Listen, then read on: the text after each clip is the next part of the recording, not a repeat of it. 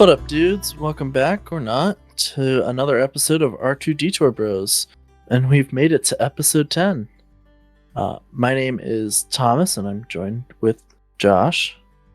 Today, we've got 3 segments that we're going to talk about in this episode. But before we talk about today's topics, I feel it's only right that we talk about the passing of the legendary actor, James Earl Jones, who passed on September 9th. I think it's only fitting that we dedicate today's episode to him. And we want to thank you for your work over a long career and life in some of the most iconic roles in film and TV. So, I mean, obviously, he's the voice of Darth Vader, you know. That's why we have to bring him up. Yeah. What's your favorite James Earl Jones film? Or we'll do a list. What's your top favorites? Well, the top favorites, I mean, you can't go wrong with Star Wars, you know? Like, he created one of the most iconic villains of all time. Yeah. One of the most iconic parental figures of all time, too, is Mufasa in The Lion King. Yep. Or Coming to America, is being the dad to Eddie Murphy, and that's also another huge iconic role. That film's so good. Yeah, my favorite, I mean, I know him as a kid as Mufasa. Like, he is the voice of Mufasa, and Mufasa is an unbelievable character, and the voice of Darth Vader, I mean, he really brought that villain to life, for sure. And then outside of that, Coming to America is by far my favorite film that he's worked on, and I also liked... is it Field of Dreams? Yeah, he's in the Field of Dreams. Yeah, that would be my next one. So those 4 right there are my favorite roles of James Earl Jones. I mean, he has a plethora of different... I mean, he's in The Sandlot. He's in a movie that I just discovered that he's in that I didn't realize, Robots, with the late Robin Williams and Ewan McGregor. Yeah. Like, he's just in so many movies. Well, he's like you said, roles too. Yeah, like you said, a long life and career. He was 93, so he's been around acting for decades before I was born, and longer for you, or a decade longer for you. Yeah, he started acting in the 50s and 60s. You know, just really blowing up. I don't know if you saw, but New York honored him on the Empire State Building. They had a portrait of Darth Vader lit up with a red background. It was like a silhouette of Darth Vader with a red background. I'll have to send you the picture after this episode, but it's you know, everyone knows James Earl Jones' voice as soon as he starts talking. Like, it's one of the most iconic voices of all time. Give one last thank you to him, you know, and this episode's for you. So with honoring this hero, let's jump into today's topics. So today we're going to be talking about, are the Jedi evil, as Anakin once said? Do the Sith Inquisitors violate the rule of 2? And why are religious cults like the Jedi and Sith allowed to operate at all if they are causing universe-ending events every few decades? Let's start with, are the Jedi evil? Yeah, Anakin said it. I don't remember what film he said it in. My favorite, Revenge of the Sith. Yeah, I that's the, like... From my point of view, the Jedi are evil. Yeah. Yeah, I figured that was the one. I didn't know if he said it before that. He was questioning it before that, but yes. Yeah. So, are the Jedi evil? What do you think? Depends on your point of view. And when you're talking about it too. Yeah. I almost think they are. I could see why they are. Yeah. We see in plenty of films, and we talked about it just last episode about the corruption within the Jedi Order. And you said specifically, if I have to quote, or I guess paraphrase but quote best I can, what you said is Yoda was arrogant and the corruption blinded him and never saw Sheev Palpatine coming to power. Never imagined that anyone could come to power. Yeah. Because they assumed that the Sith were extinct. Yeah. And I think what we'll talk about in a later episode too is in the Acolyte, they're arrogant, almost evil in that show, but that's not like they played that show more towards that, I feel like, of the Jedi, but that's not the only time you see it. You see it in the films. You see it in, I believe you could say you see it in the Clone Wars as well. I mean, Oh, you see it throughout the entire your favorite the character, prequels, I would say. yeah, your favorite character left the Jedi Order because she felt the same. Yeah. Ahsoka. Dooku left for the same reason. You Yeah. know, he saw the corruption, saw them being blind to or turning away from all the problems instead of trying to fix them, Right. ignoring the problems. Yeah. They're supposed to be good and peacekeepers, and then they quite often don't follow that. Commit genocide. Yes. Yeah. It's genocide for the greater good, you know. No. Yes. Yeah. But I do think that when Luke rebuilt the Jedi Order, I think it was a different. Like, I don't think he was corrupted or, I don't he think tried to kill his nephew. because okay, you know what? Yeah, you're right. I don't think he had the intention of being better and like looking down upon that. I think there was fear, and he let the fear win, which is Sure. But in the sequels, he basically said the Jedi must end. I mean, he saw it all himself, lived it even himself. Like, even the great Luke Skywalker was not able to overcome what I believe are evil Jedi. I mean, instead of just kicking Ben out, sitting down and talking to Ben, he creates Kylo Ren. Yeah. And so that's a question I have that goes right to this. Would there be Sith if it weren't for the Jedi? I feel like I almost don't think that the Sith would be a thing. The Sith's entire goal, their entire goal is to take down what they deem as evil Jedi. They think that the Jedi are evil. They see all of that corruption. The Jedi, like, it goes all the way back, and we'll talk about it later this episode, to the Rule of Two. Darth Bane creates the Rule of Two, and its primary goal was to be able to remain hidden from the Jedi so that they can take them down. Yeah. I think it could be like a spectrum, not like good and bad. Like because Ahsoka is a good person. Sure. Like you can go all the way. You can be too good, and you can always be too bad. She denounced the title Jedi. Yes. For these reasons. Yeah. Revan, Darth Revan. He's not fully canon yet. We don't know the story technically. He is canon. He's canon thanks to Rise of Skywalker. I don't know if we've ever talked about that. Darth Revan is my favorite character and became canon because he's in the visual dictionary of that film. He's one of the dark Sith that Palpatine calls inside that Colosseum or arena. I almost do not think, I think I stand there. I don't think the Sith would exist as the Sith as we know it if it weren't for the Jedi. There wouldn't have been the hate, yes.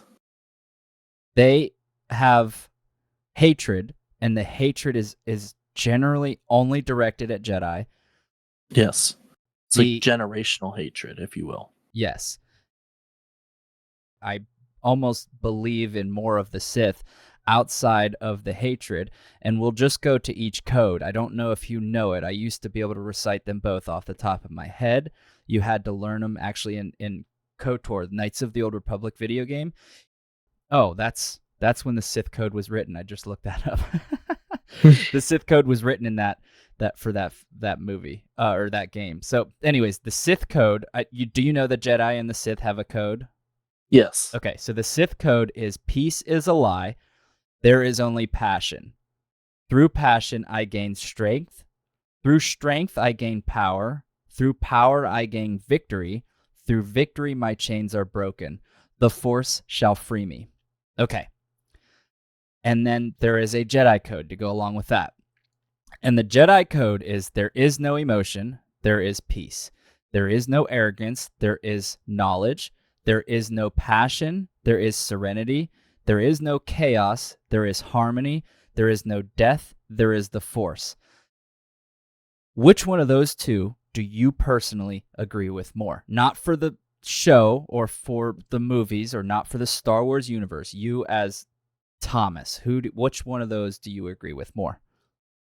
I don't think that you should be 100% emotionless. Yeah. I mean, as a human, strictly speaking, like that sounds very like Yeah. mechanical, if you will. Sure. Yeah. Here, good example: Vulcans. Yeah, good. They're Yeah, all talk. about no emotions and stuff like that. But Yeah. I don't think, but very logical. See, not really Vulcans. I can't equate Jedi to Vulcans. Yeah. They're not. But the no emotion, that's the only thing that I could think of. But as humans, like, we make a lot of decisions based upon emotion. Yeah. Which is A lot of why decisions. the second line in the Sith code is there is only passion. Nobody can disagree with that. Like, passion is a great thing. I mean, look at this episode. You and I are very passionate about Star Wars and this talking about Star Wars. Sure. Like, I mean, I don't think if we were following the Jedi Code, like you were saying, I don't know if we Yeah. would have had this episode if Yeah. we were following the Jedi Code. Or And then through passion, I gain strength. Like, I feel like I live by that. I've passion is something that I'm having to learn and gain passion through the things that I enjoy. And I gain strength through passion. I'm passionate about this podcast. I absolutely love doing this with you. I love the whole process, recording to post. I do the editing. I love it. It is like one of the happy places I go to. And I'm stronger because of it. yeah, And then it says through strength I gain power. So okay, so I'm stronger and I have some power, internal power, and through power I gain victory. Like, that is literally a vague generalizations of somebody going through therapy. therapy. Yeah, through the entire process of therapy. You Yeah. try to become a better person. You try to gain passion for things. You try, and then through that you get strength, and then through strength is power. The power is very, that plays more into the Sith. They're the very Force. But take that out, through the strength, through the power, I gain victory. Like, that's what I'm trying to go through. That's what most people try to go through, in the walk of therapy. I don't have a better word for it. Now you go to the Jedi code, like that, none of that is relatable to anybody. Yeah, no. There is no passion, there is serenity. What the fuck? It's like becoming a monk. Yeah. And I just think not everyone wants to become a monk. exactly. And I just think, like, but real quick, I was looking it up, and I know the Gray Jedi aren't really a thing canon yet.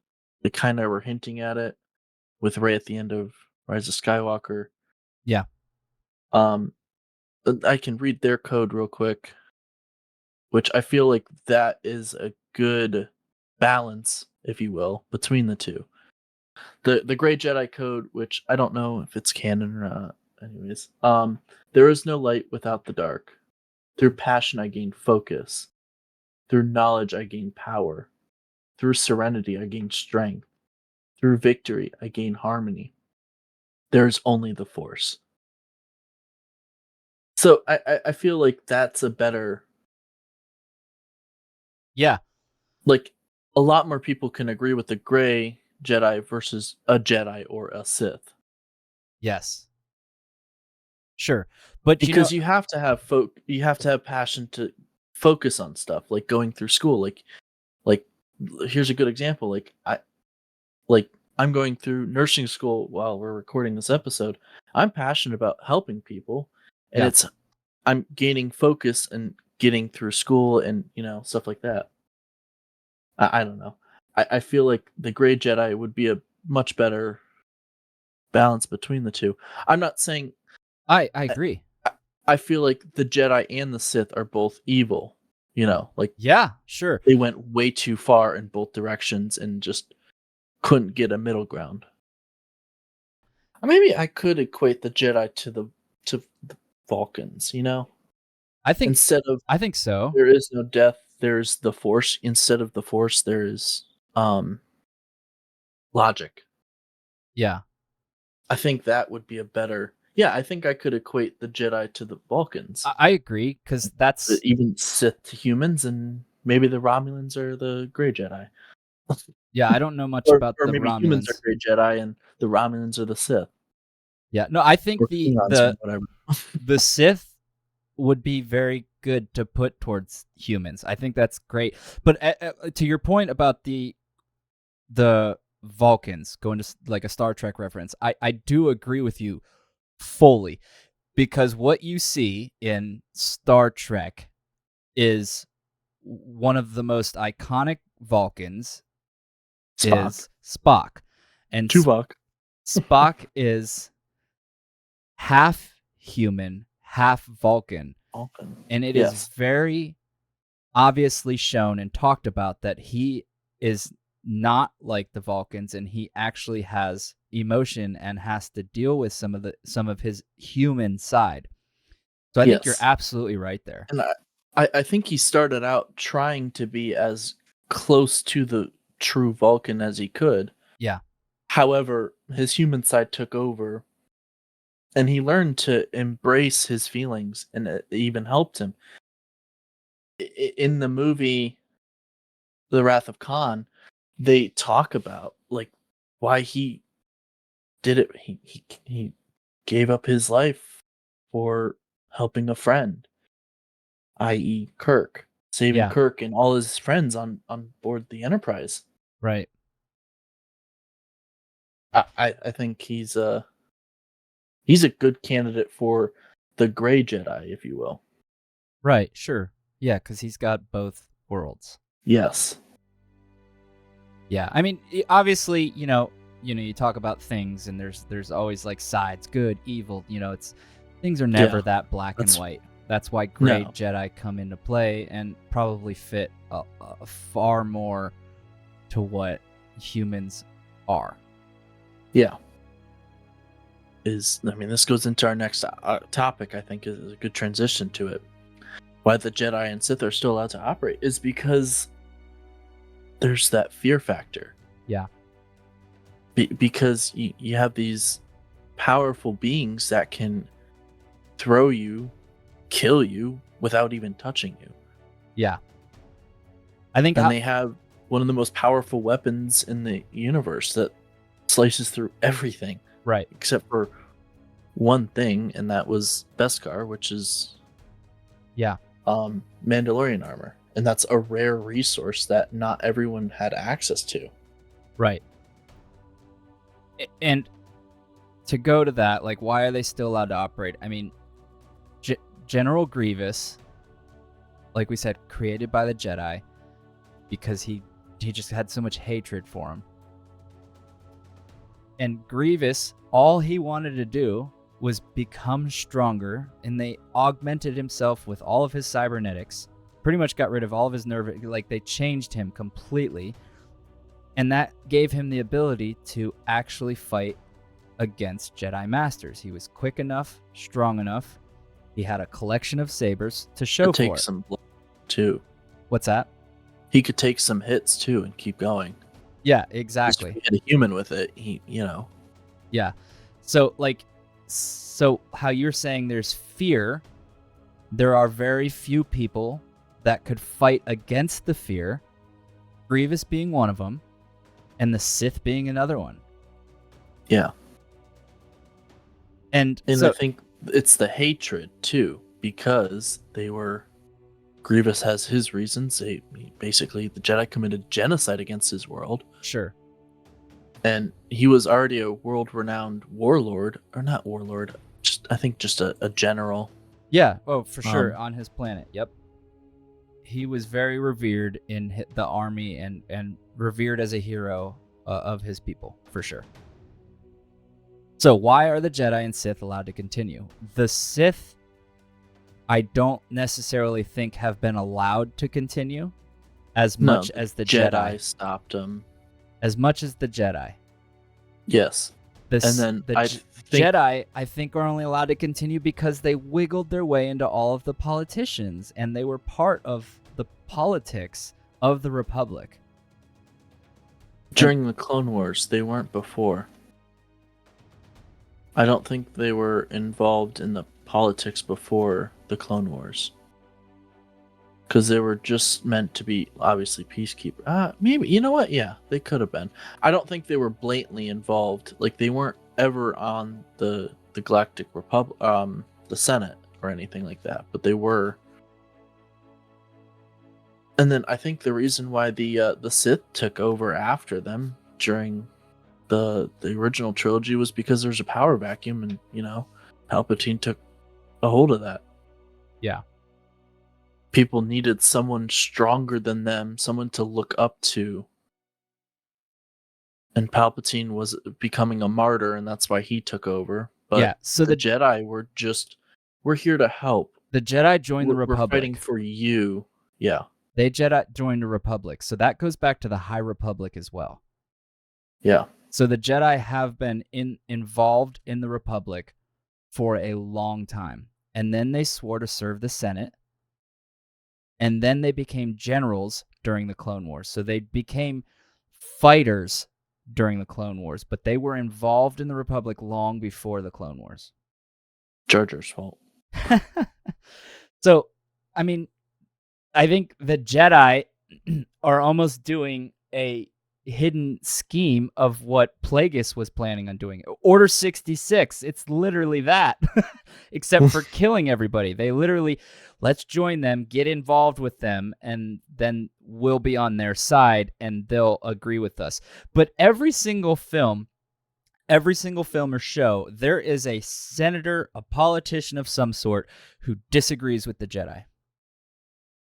Not all of them, but it's there. There's always that one senator. I feel like I don't remember any names or anything, but I feel like there has been pushback from senators in the prequels. Yes. I'm sure it was in the Clone Wars series as well. Yes. It's in the Acolyte also. Yeah. There are people that disagree with them, and rightfully so. I mean, it also goes into the original trilogy too, with the Moffs disagreeing with Vader. Why is Vader given so much power?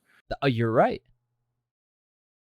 Yeah, so fear, and he kept that fear going. Like, he showed his power, and he was willing to kill people, but to prove his power. But the Jedi weren't. They were just. So to go to your point, they created that high, like, we're above you, the aristocratic almost, if you will. So to go to your point, right? Like, so why are they allowed to continue? The Sith are allowed to continue out of fear. The Jedi are allowed to continue because they lied and weaseled their way inside. Yeah. We're and peacekeepers. Then I think it just became, yeah, like, we're here, we're not leaving now. Like, they became interwoven. Right. By the time Yoda took over and all that stuff. Okay. So now we talked about it a bit earlier. The rule of two. Do you think the Sith Inquisitors, who are mostly shown or brought to light in the series The Clone Wars, do you think the Sith Inquisitors break the rule of two? No, because they're not Sith. Let me look up, let me read to you the rule of two. The rule of two was created by Darth Bane, and it was mostly so that it could operate in secret to hide from the Jedi to get revenge on the Jedi Order. And it was after the near extinction of the Jedi Sith War, which was during Bane's time. So the rule of two is there is one master and one apprentice.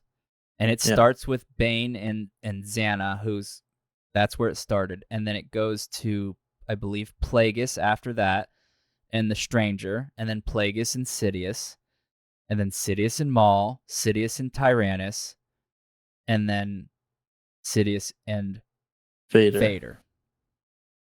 And then after that, Sidious and after that, it kind of gets very convoluted, and they almost don't follow it anymore. Yeah. But during that time, when they were still following it, was the Sith Inquisitors.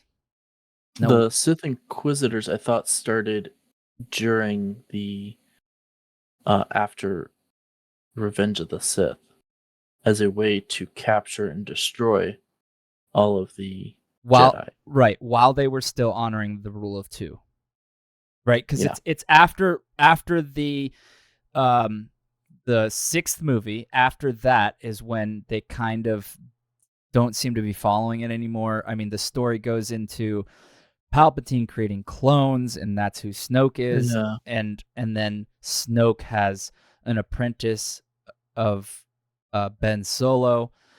And so while Palpatine's still there, so it's kind of, they kind of don't really follow that rule of two anymore. You know, it's been an ancient thing. I think that the Inquisitors would be better classified as assassins, like Force-sensitive assassins, not Sith Lords. But they're Force wielders, and they have red sabers. Maybe the Sith Inquisitors don't break the rule of two. Maybe when the Empire was created, they broke the rule of two. And they no longer followed it. Because they aren't considered Sith, like I said. I think they're considered Sith, not Sith, like assassins, Force-sensitive assassins. Just like Asajj Ventress is not considered a Sith Lord. She is Dooku's assassin, not apprentice. But the rule of two is only two. Only two. There is only allowed to be two. They aren't allowed to have more than that. And they train them in the Force. They train them with Force abilities. They were sorcerers, Sith sorcerers and assassins. They were all Inquisitors. And they were all trained by somebody who knows the Sith way. Right? Somebody had to train them who knows the Sith way. It's not the Empire's who is it that you were talking about that disagreed with Grand Moff? Grand Moff Tarkin. Grand Moff Tarkin disagreeing. You know, it's not any of those generals. It's not any of those regular people that are creating the Inquisitors. They can't. They don't have the abilities to even show them anything. And they're not learning it on themselves and then just joining. No, I don't think they break it. So here is a good quote that I just found. Not all. So the Inquisitors are dark side Force users, and they're not Sith. So not all dark side Force users are Sith, and just like not all light side Force users are Jedi. Ahsoka is an example of a Jedi who is not she's a light side Force user, but she's not a Jedi anymore. So Kylo Ren is a dark side Force user, but not a Sith Lord. But does he follow in The Apprentice? No. I think he's another assassin, dark side Force user. I think The Apprentice would have been Snook. And Palpatine would have still been the Master. But yeah, here's another faction of dark side Force users, the Night Sisters of Dathomir. They're not Sith, but they do use the dark side of the Force. So I don't think that when Palpatine and Vader took over the Empire, I don't think they were violating the rule of two. I think they were keeping it going. Yeah. They were the ones that were keeping the Sith religion, if you will, going. Now, yes, they were hiring and using them as assassins, and they did teach them some ways of the dark side of the Force, but not Sith powers. Yeah, I think that they're not Sith lords or of the religion of the Sith. I think that they are just dark side Force users who and to get the red lightsaber, as you were mentioning earlier, all you have to do is just corrupt the kyber crystal. Yeah, it's just It's not a Sith practice. Yeah, that's true. I mean, it's you just have to like have Bleed it, it. which hopefully we talk about soon is actually shown in the Acolyte. I don't think that they violate the rule of two. Yeah, I think they do.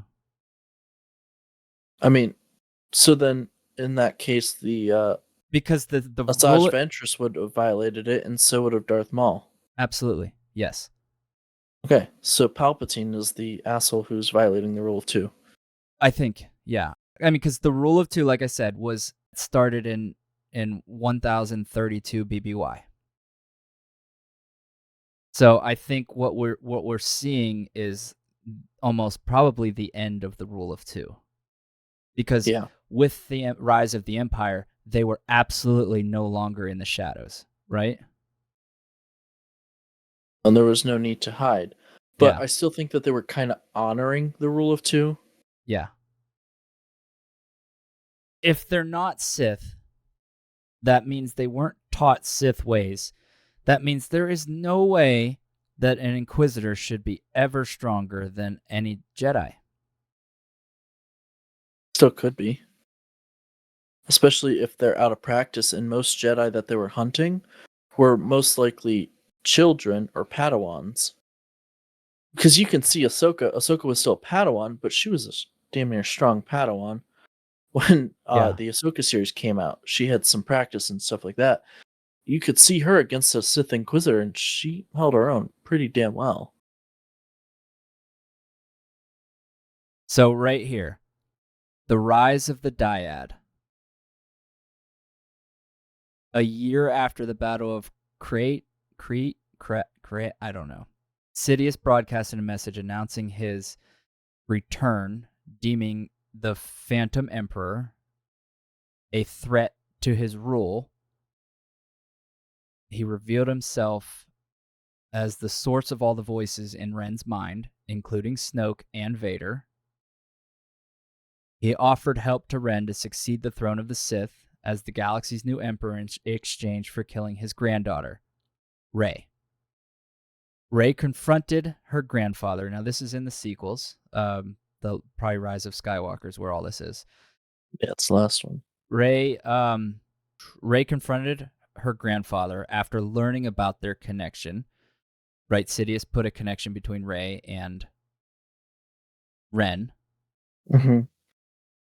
During the Battle of Exegol between the Resistance and the Sith, Sidious urged Rey to submit to the dark side by sacrificing him, similar to what he said about Luke or Vader, strike me down and you'll become more powerful.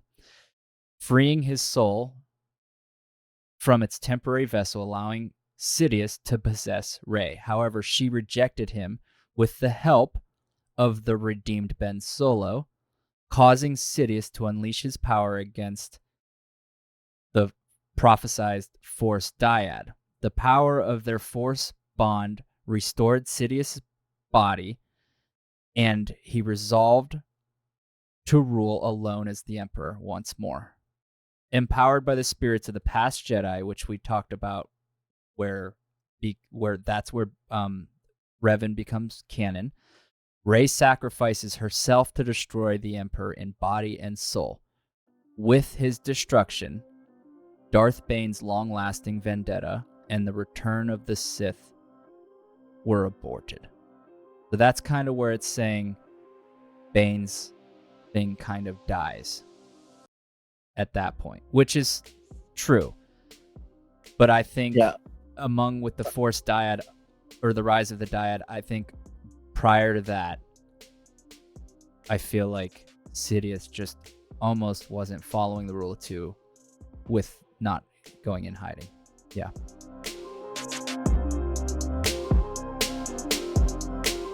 So that's a wrap for episode 10. It's been a pretty exciting journey so far.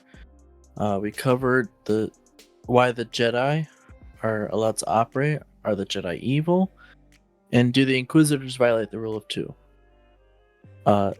Thanks again for listening, or not, to the latest episode of R2 Detour Bros. Again, just really quickly from the heart, thank you to James Earl Jones for all the work he's ever done in being one of the greatest villains of all time, the voices of one of the greatest villains of all time. Sure, inside and outside of the Star Wars universe.